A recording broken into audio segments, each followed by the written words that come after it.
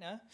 And today we have, ta-da, some dude and a Spider-Man poster. Can you explain? Yeah, I want to get his quote right. So okay, get his quote. I'm going to pull it up. When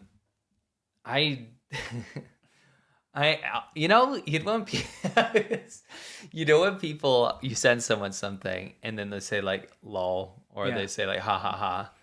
Actually what's happening, because you want to picture them as like laughing, right? When you send them a picture, like say you send a picture of like a donkey kicking a dude. Okay. Right? I don't know, like something that made you chuckle, right? Right. So you want to pass on that chuckle. Right. And then somebody replies like lol. Yes. Or they pass on, or they send haha. But actually what happened was a small exhale of air just exited their nose, and that was it. It was just like, you know what I mean? Sure. Like there was no audible haha. Sure.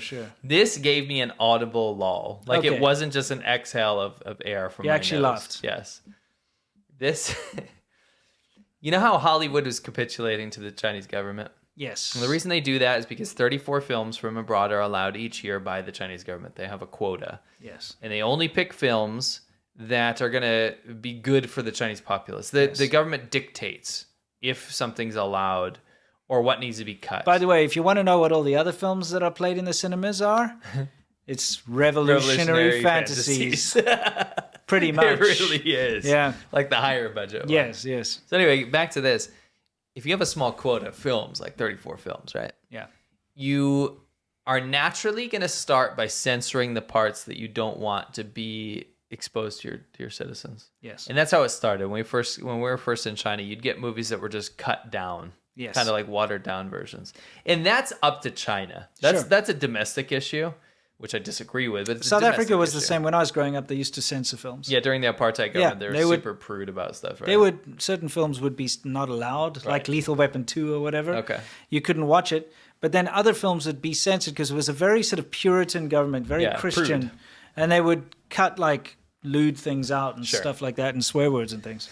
So with China, what they would do is they would start by doing that. You'd get rid of sex scenes. And they got rid of anything that might make China look bad. Or to make China look bad. But that's, like I said, that was a domestic issue. Yeah. How this transpired was eventually get into the Chinese market, they would add scenes to make the Chinese government happy and then pre-censor in America already, getting rid of the stuff that's going to So the Chinese censored would no longer have to sit there and cut bits out because Hollywood would do it for them. Right. And I had an interview with Chris Fenton, as a big Hollywood exec that had to deal with all this kind of stuff. Sure. And he explained all this stuff to me. But he also told me something very important as to why this kind of stopped. And there's a reason. There's a recent shift because Hollywood realized that when you release films that are not capitulating to China, when you don't add those extra scenes in, when you don't compromise your own values for the Chinese government, you make better movies. Yes. And when you make better movies, you sell more tickets. And when you sell more tickets, you make more money. It's just blatant capitalism that saved the day here because Americans chose, and people around the world chose to watch the movies more when they weren't capitulating so tastelessly to a foreign government, right? So you had an example like Spider-Man No Way Home, right? Where the demands had gotten so out of control from the Chinese government that they didn't want the Statue of Liberty, an icon of the U.S. And never mind that Spider-Man, it's New York City. He's in New York City. It's kind of where it takes place. Yeah, that's where the Statue of Liberty is. You would expect it to make an appearance at least once. They said, no, if you want this to come to China, you get rid of the Statue of Liberty. They gave them in the middle finger, and they only released it in the markets that would allow the Statue of Liberty. All the markets that they used to release to before they started releasing in China, by the way, how they grew their companies and how Hollywood grew in the first. Hollywood grew without China's help. Yes. And guess what? They were fine. Yeah. In fact, it was the highest grossing movie, I believe, of all time. Yeah. Right. In the box office. Yes. So didn't need to capitulate, and that was a huge Band-Aid that was ripped off. A lot of execs are very, very happy that they don't have to pander to the Chinese government anymore. Chinese government should be pandering to Hollywood. Right. Okay? Yes. If they want good entertainment in China, if they want to sell more tickets and get more people to sit in the cinemas, they should be going to Hollywood and saying, well, we really want to get your movies. We might censor them ourselves for our domestic market, but we want to get your movies. Not the other way around. Like, hey, you want to be a part of this huge corrupt system over here? Change your cinema tickets. And I'm telling you what, the Hollywood people get ripped off too when they sell movies to China. Yeah, because, massively. I'll give you one anecdote here. I've told this before, but maybe not on this show. I went to go and see the Transporter 3, I think it was. Okay. I believe it was the Transporter 3.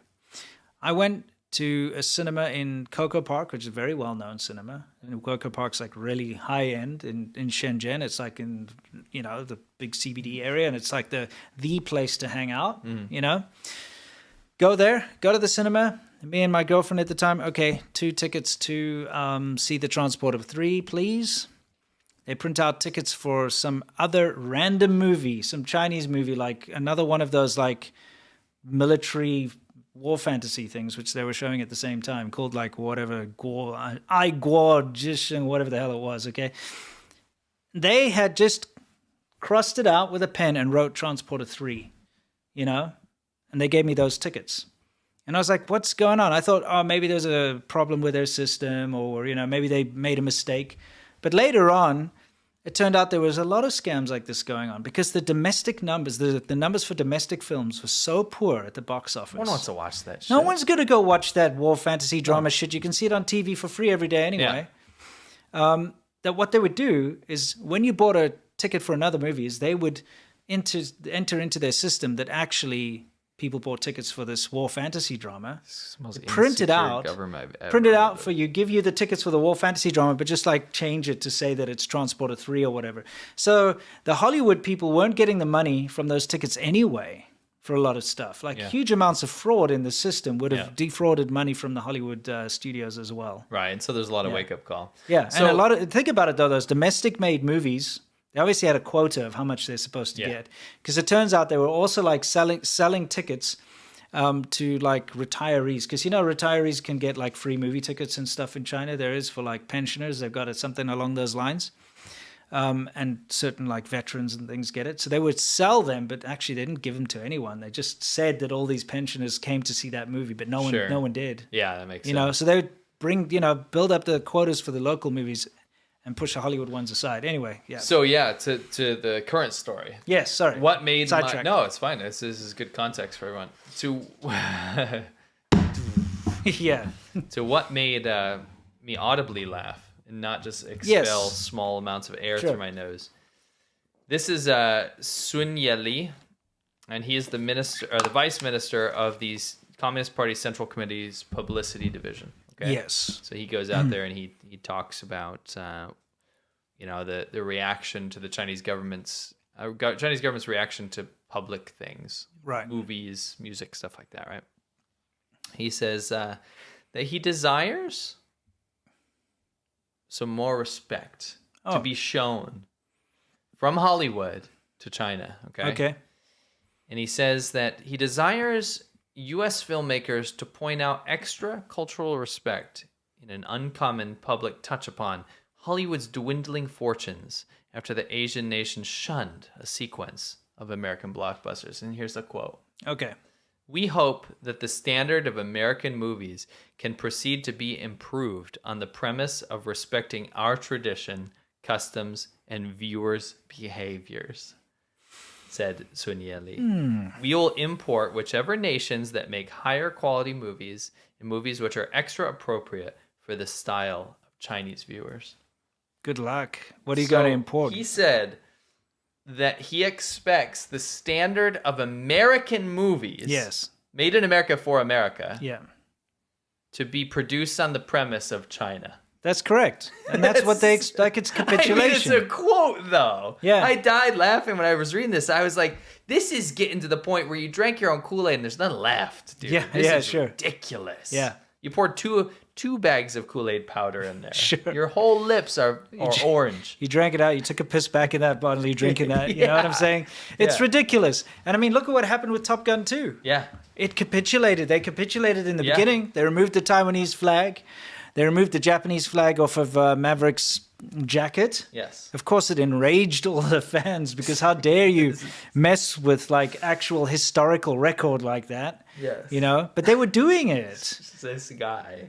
Yeah. Wow. Anyway, they luckily with the Maverick 2 thing is they reversed that decision. Yeah. Probably because they were getting too much shit from China anyway. Yeah. You know, and they would have had to probably rewrite the whole thing. True. So they were like, nah, we'll just go back to the... And it turned out to be like the best-selling movie ever or whatever. Here we go again. Yeah. Right? It's a lesson for Hollywood to learn is stop capitulating to China. Stop capitulating to straight-up piss drinker boy over here. China, yeah. Right. Just stop it, because if you make a good enough product, which you've been making for decades and decades, you know, look, Hollywood's been the leaders of film since whatever, the 30s and stuff like that, you know, the 20s, I don't even know. But if you keep making good stuff, you'll have a market. People will come to you. Don't capitulate to China. That's the worst place to capitulate to. It's full of censorship. Yep. It's incredibly insecure and sensitive and changeable all the time. Yeah. And they break their promises all the time, left, right, and center. It's the worst country to capitulate to. You know, they should capitulate to you. Right.